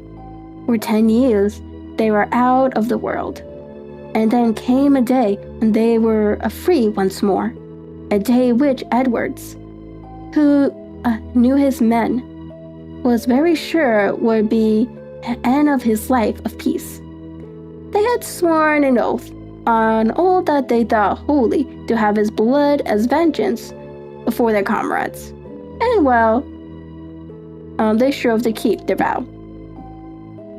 From Chicago, he was chased after 2 attempts, so near success that it was sure that the third would get him. From Chicago, he went under a changed name to California, and it was there that the light went for a time out of his life when Eddie Edwards died. Once again, he was nearly killed, and once again, under the name of Douglas, he worked in a lonely canyon, where, with an English partner named Barker, he amassed a fortune. At last, there came a warning to him that the bloodhounds were on his track once more, and he cleared only just in time for England. And thence came the John Douglas, who for a second time married a worthy mate, and lived for 5 years as a Sussex county gentleman, a life which ended with the strange happenings of which we have heard. Okay, Chapter 8, Epilogue. The police trial had passed, in which the case of John Douglas was referred to a higher court. So had the Court of Sessions, at which he was acquitted as having acted in self-defense. Get him out of England at any cost, wrote Holmes to the wife. There are forces here which may be more dangerous than those he has escaped. There is no safety for your husband in England. 2 months had gone by, and the case had to some extent passed from our minds. Then one morning, there came in a panic note slipped into our letterbox. Dear me, Mr. Holmes, dear me, said this singular ellipstal. There was neither superscription nor signature. I laughed at the quaint message, but Holmes showed warranted seriousness. Deviltry, Watson, he remarked, and sat long with a clouded brow. Late last night, Miss Hudson, our landlady, brought up a message that a gentleman wished to see Holmes, and that the matter was the utmost importance, close at the heels of his messenger. Last night, Miss Hudson, our landlady, brought up a message that a gentleman wished to see Holmes, and that the matter was the utmost importance. Close at the heels of his messenger came Cecile Barker, our friend of the Moated Manor House. His face was drawn and haggard. I've had bad news. Terrible news, Mr. Holmes, said he. I feared as much, said Holmes. You have not had a cable, have you? I have had a note for someone who has. It's poor Douglas. They tell me his name is Edwards, but he will always be Jack Douglas, Benito Canyon to me. I told you that they started together for South Africa and Palmyra 3 weeks ago. Exactly. The ship reached Cape Town last night. I received this cable from Miss Douglas this morning. Jack has been lost overboard in a gale off St. Helena. No one knows how accident occurred. Ivy Douglas. Huh. It came like that, did it? Said Holmes thoughtfully. Well, I have no doubt it was well stage managed. You mean that you think there was no accident? None in the world. He was murdered? Surely. So I think also.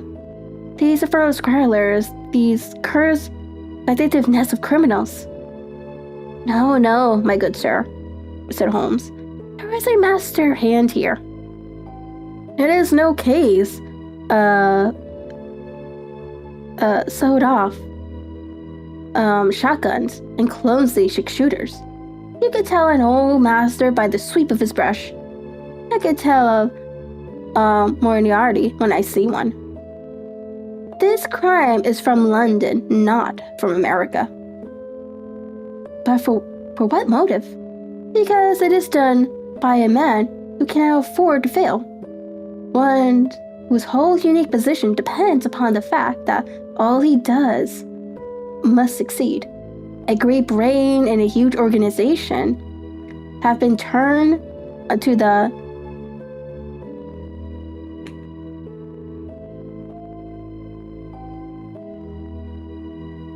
extinction of one man.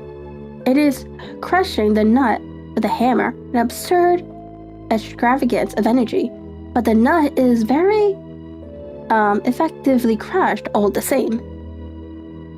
How come this man to have anything to do with it?